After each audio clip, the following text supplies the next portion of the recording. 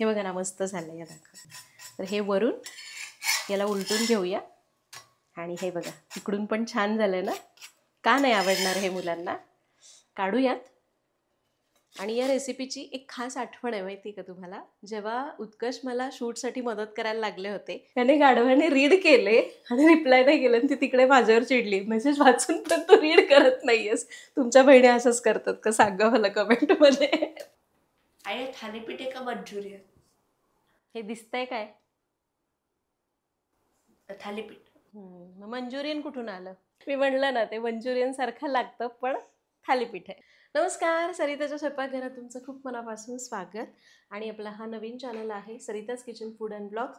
Subscribe केला नसेल तर जरूर सबस्क्राईब करा, कारण या चॅनलवर सुद्धा एकदम असे हलके फुलके घरामधले ब्लॉग मी शेअर करत असते, जिथं या किचनमधल्या हलक्या फुलक्या रेसिपीज मी शेअर करत असते. आणि कधी कधी तर अशाही रेसिपीज मी शेअर करते की ज्या मी पहिल्यांदाच करते ट्रायलसाठी, जेणेकरून आपल्याला आपल्या दुसऱ्या चॅनलवर दाखवता येतील.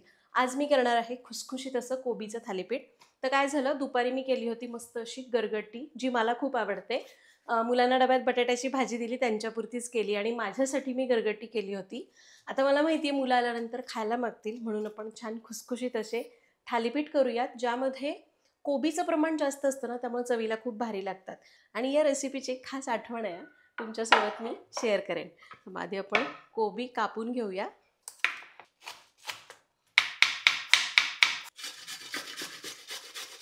तर मी पहिल्यांदा कोबी कापायला घेतला होता, पण कापण्यापेक्षा ना कोबी किसून घेतला की अजून छान लागतं.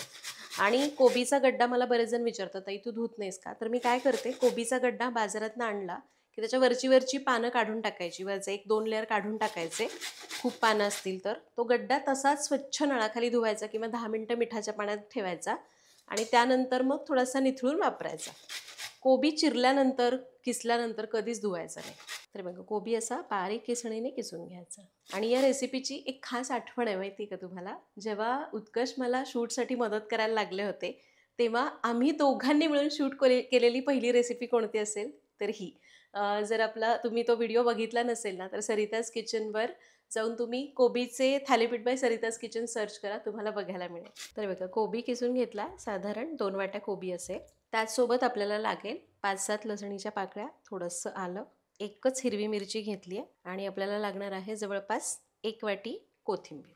आता कोथिंबीर, आलं, हिरवी मिरची एकदम बारीक चिरून घेऊ किंवा तुम्हाला पाहिजे तर याला ठेचून घेऊ शकता, पण मी मुलांसाठी करणार आहे ना, म्हणून मिरची अशी थोडी मोठीच चिरून घालणार आहे.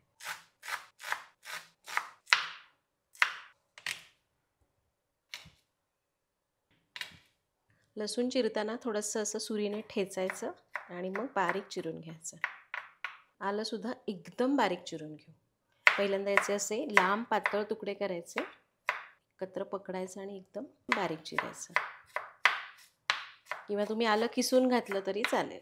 बस काही नाही. आता हे कोबीमध्ये घालायचं, थोडेसे बाइंडिंग एजंट म्हणजे पिठं घालायची आणि थालीपीठं करायची. तर यामध्ये आपण सगळं घालून घेतलं आहे. आता यामध्ये काही मसाले घालायचे आहेत. यामध्ये घालायची मिरची पावडर, ही फक्त बेडगी मिरची पावडर आहे, तिखट नाही आहे. थोडीशी काळी मिरीपूड घालायची, अगदी पाव चमचा. थोडे पांढरे तीळ घालूया, चवीपुरतं मीठ, 2 ते 3 चमचे कॉर्नफ्लॉर किंवा तुम्ही तांदळाचं पीठ वापरलं तरी चालणार आहे. आणि जेवढं कॉर्नफ्लॉर तेवढंच बेसन घालायचं, साधारण 3 चमचे. हा छोटा आहे म्हणून मी जास्त घेते, 4-5 चमचे घालते. मोठा चमचा असेल तर 3 चमचे पुरेसं होईल. आता याला मिक्स करूया. मिक्स करत असताना पाणी वगैरे अजिबात घालण्याची गरज नाही. कोबीला जे पाणी सुटतं ना, त्यामध्येच याला मिक्स करून घ्यायचं. आणि ही रेसिपी तुम्ही डाएटसाठी सुद्धा करू शकता बरं का. कारण डाएटमध्ये ना जेवढी पिठं आपण कमी खातो किंवा धान्य जसं की तांदूळ, गहू, ज्वारी, बाजरी हे खाल्लं पाहिजे, पण ते भाज्यांपेक्षा जास्त नसलं पाहिजे. त्यामुळं जर तुम्हाला डाएटसाठी रेसिपी करायची तरीही उत्तम आहे, कारण यामध्ये भरपूर कोबी आहे, कोथिंबीर आहे आणि पिठं अगदी 2-3 चमचे घातलेली आहेत. आणि याला बाइंडिंग व्यवस्थित येतं. तर हे चांगलं मिक्स करून घेतलं आहे, मस्त बाइंडिंग आलं आहे. लगेच थालीपीठं करूया. आता एक पसरट तवा घेतला आहे, डोशाचा तवा घ्या किंवा आपला पॅन असतो तो पण चालेल. त्याला मी आधी तेल लावून घेणार आहे. तेल असं टिश्यू पेपरने पुसून लावायचं आणि गॅस चालू करून याला थोडं तापून द्यायचं. आता या पिठातनं गोळा घ्यायचा आणि छोटे छोटे थालीपीठं करायचे. खूप पातळ किंवा खूप मोठे करायचे नाही. गॅस कमी करूया आणि याला असं पसरून.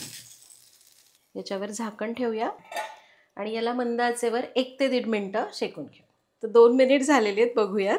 आणि मी एवढ्या मोठ्यानं का हसते तुम्हाला सांगते. पार शाळेतनं आला, माझा मोबाईल घेतला, माझ्या ताईने इतके मोठे मेसेजेस पाठवून ठेवलेले आहेत, याने गाढवाने रीड केले आणि रिप्लाय नाही केलं आणि ती तिकडे माझ्यावर चिडली, मेसेज वाचून पण तू रीड करत नाहीयेस. तुमच्या बहिणी असंच करतात का सांगा मला कमेंटमध्ये. जाऊ दे, हे थालपीठ बघूया. तर हे बघा, हे छान भाजलं गेलं आहे. ह्याच्यावर थोडंसं तेल टाकू आपण. काय माहिती पार्कच्या नादात करपलं पण असेल. याला सोडवून घेऊ. हे बघा, छान सुटलं ना.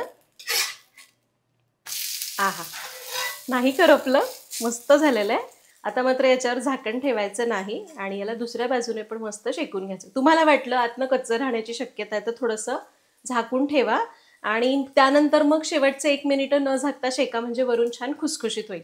कारण तुम्ही कम्प्लिटली दोन्ही वेळेला झाकून शेकलं ना तर वाफ तयार होते आणि ते मऊ मऊ होतात. तर असं पार्कच्या चक्करमध्ये हे थोडंसं करपलं असं मला वाटलं होतं, पण नाही करपलं. अगदी छान खरपूस झालं आहे. आणि तुम्हाला सांगते, याची चव आहे ना, आपले व्हेज मंचुरियन बॉल्स करतो ना, कोबी मंचुरियन, अगदी तशी लागते. ते सुद्धा कमी तेलातले. तुम्हाला पाहिजे तर तुम्ही आप्पे पात्रात सुद्धा करू शकता. असं झाकून मस्त शेकायचं, फक्त जास्त वेळ शिजवावं लागेल आणि मग ते मंचुरियन कोरडे कोरडे म्हणून मुलांना खायला देऊ शकता.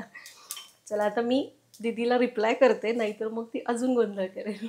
तर 2 मिनटं या बाजूने पण शेकलं. हे बघा ना, मस्त झालं या दाखवा. तर हे वरून याला उलटून घेऊया आणि हे बघा, इकडून पण छान झालं ना. का नाही आवडणार हे मुलांना. काढूयात. आता अजून एक करते आणि पार्थला गरम गरम खायला देते, त्याला खूप आवडेल. आता दुसऱ्यांदा काही मी तेल लावणार नाही, कारण हा तवा छान मस्त सीझन झालेला आहे, भिडाचा असला तरी. त्यामुळं तेल न लावता केलं तरी मस्त भाजले जातील. आणि हे उरलेलं मनस्वीसाठी ठेवून देते. तर दोघांपुरतेच केलेले आहेत मी, कारण आता मी डायरेक्ट रात्री जेवणार, आता काही खाणार नाही आधेमध्ये म्हणून. तर आहे ना एकदम सोपं. कोबी खिसायचा, त्याच्यामध्ये तुम्हाला पाहिजे तर कोथिंबीर बिथिंबीर सगळं घालायचं. थोडंसंच बेसन आणि कॉर्नफ्लोअर घालायचं, मुलांना खूप आवडतं. खूप जास्त कॉर्नफ्लोअर घालू नका बरं का, कारण त्यामुळे ना असं चिवट चिवट होऊ शकतात. पाहिजे तर तुम्ही तांदळाचं पीठ घाला किंवा संपूर्ण बेसन घाला जर जास्त घालायचं आहे. पण कॉर्नफ्लोअर घालणार असाल तर अगदी थोडंसं घालायचं. तर अशा प्रकारे आज आपण इथं मस्त असे खुसखुशीत कोबीचे थालीपीठं केलेले आहेत, जे चवीला लागतात मंचुरियनसारखे. हे घे पाच, भूक लागली होती. थालीपीठ आहे.